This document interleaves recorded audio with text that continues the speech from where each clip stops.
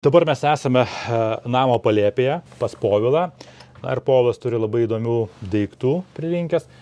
Kiek aš žinau, tai Povilas buvo mintis tokia, kad rinktis šio namo rekonstrukcijai, bet jau kaip įninki, tai, kaip sako Povilas, kada irgi griaunamas yra senas namas, jisai eina ir nėra laiko galvoti, kam jisai bus pritaikoma. Tiesiog susirinkti pirmiausia gerus daiktus. Rinkimas yra ne šiaip so šiaip, kad viską, bet aš renku pradėjau rinkimą nuo išgriaunamų medinukų.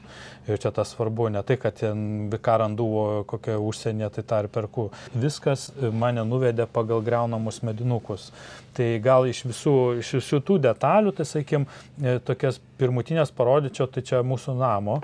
Tai čia va šita yra durų apdaila, rankenėlė su visu šituo. Ir čia ištampuota technologija.